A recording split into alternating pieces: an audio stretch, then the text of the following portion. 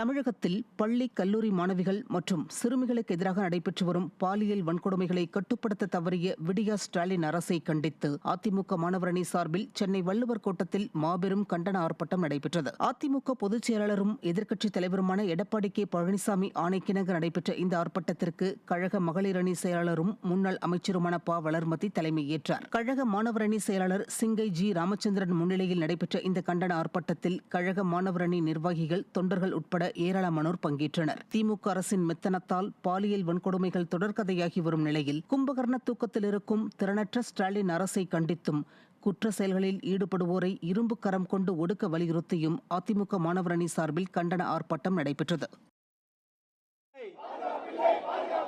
பாதுகாப்பில்லை, பாதுகாப்பில்லை, மாணவிகளுக்கு பாதுகாப்பில்லை. உறுதி செய், உறுதி செய், உறுதி செய், உறுதி செய், மாணவிக்கான பாதுகாப்பை உறுதி செய். துணை போகாதே, துணை போகாதே, துணை போகாதே, துணை போகாதே. ஆர்ப்பாட்டத்தில் உரையாற்றிய முன்னாள் அமைச்சர் வளர்மதி, கடந்த ஆட்சியில் இளம் விதவைகள் அதிகரித்துவிட்டதாக பேசிய கனிமொழியும் உதயநிதியும் தமிழ்நாட்டில் இத்தனை பாலியல் குற்றங்கள் நிகழும்போது வாய் திறக்காதது ஏன் என காட்டமாக கேள்வி எழுப்பினார்.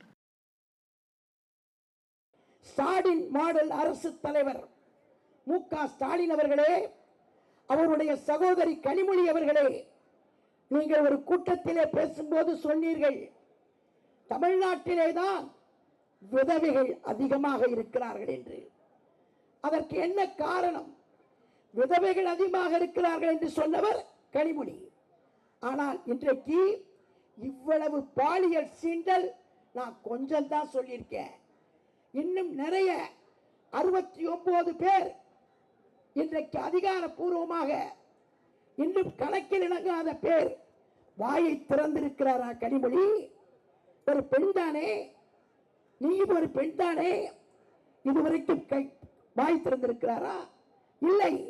அதே போல ஒற்றை சங்கிலை கையிலே வைத்துக் கொண்டு ஊரெல்லாம் சுற்றி வந்தாரே உதயநிதி, அவர் பேசியிருக்கிறாரா பாலியல் சீண்டலை பற்றி? இதை தடுப்பதற்கு என்ன நடவடிக்கை எடுத்திருக்கிறீர்கள்? பள்ளியில் பாலியல் வன்கொடுமைக்கு ஆளான 4 வயது 5 வயது குழந்தைகள் ஸ்டாலினை அப்பா என்று அழைக்கிறார்களா என கேள்வி எழுப்பிய அதிமுக மாணவரணி செயலாளர் சிங்கை ஜி. ராமச்சந்திரன் ஸ்டாலின் பதவி விலகிச் செல்லலாம் என கடுமையாக விமர்சித்தார். கொஞ்சம் கூட வெட்கம், மானம், சூடு சொரண பிராணி இல்லாத ஸ்டாலின் வீடியோ எடுக்கிறதுக்காக என்ன வேலை பேசலாமா? உங்க வீட்டுல ஒரு சின்ன குழந்தைக்கு இப்படி இருந்தா சும்மா இருப்பீங்களாங்க? சின்ன இந்த காலத்துல இந்த சைல்ட்ஹுட் டிராமா அப்படின்னு சொல்றாங்க. சின்ன பெண், பிஞ்சு குழந்தை, இந்த குழந்தைக்கு என்ன தெரியும்? சைல்ட்ஹுட் டிராமானால எத்தனையோ பேர் 20 வயசு 30 வயசு ஆனதுக்கு அப்புறம் தெரப்பி எடுக்கிறாங்க. மென்டல் ஹெல்த் பாதிக்கப்படுது, குடும்ப வாழ்க்கை பாதிக்கப்படுது. இதையெல்லாம் யோசிக்கிறதுக்கு கொஞ்சம் கூட துப்பில்லாத ஸ்டாலின் கால் மேல கால் போட்டு அப்பான்னு கூப்பிடுறாங்க. வெட்கக்கேடியா, வெட்கக்கேடு. ராஜினாமா பண்ணிட்டு இன்னைக்கே விலகலாம். நம்பர் 1 முதல்வர், திராவிட முதல்வர், இந்தியாவிலேயே மிக சிறந்த ஆட்சி. தப்பா நினைச்சுக்காதீங்க, சாப்பாட்டுல உப்பு போட்டு சாப்பிடுற யாருமே இதெல்லாம் பேச மாட்டாங்க.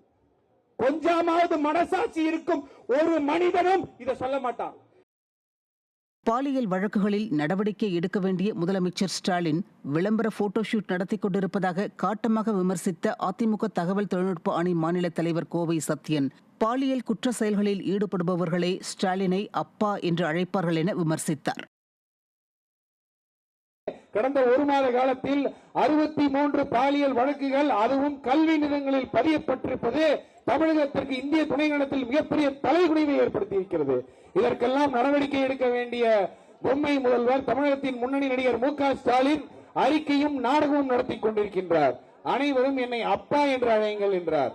இதே விருகம்பாக்கத்தில் மரியாதைக்குரிய பட்டத்து இளவரசி கனிமொழி அவர்கள் நடத்திய கூட்டத்தில் காவல்துறையை சேர்ந்த பெண்கள் திமுகவை சேர்ந்த 2 பாலியல் துன்புறுத்தலுக்கு உள்ளாக்கப்பட்டிருக்கின்றனர். இதே சென்னையில் நேற்று பழுவந்தாங்கலில் காவல்துறையில் பணிபுரியும் ஒரு காவல் மகளிருக்கு பாலியல் துன்புறுத்தல் மட்டுமல்ல, அவர்கள் போட்டிருக்க செயினா இருக்கிற வரைக்கும் வேலை நடந்திருக்கு. இப்படி நாள் ஒரு மேனியும் பொழுது ஒரு வண்ணமும் நம்மளை எல்லாம் பாதுகாக்கின்ற காவல்துறையில் பணிபுரியும் பெண்களுக்கே இந்த நிலைமை என்றால் யாரை அப்பான்னு கூப்பிடுறது? யார் தெரியுமா அப்பான்னு கூப்பிடுவாங்க? இந்த விருதும் கூட்டத்தில் பெண் காவலரை பாலியல் துன்புறுத்தல் செய்த திமுகவை சேர்ந்த நிர்வாகிகள் ஸ்டாலின் அப்பான்னு கூப்பிடுவாங்க.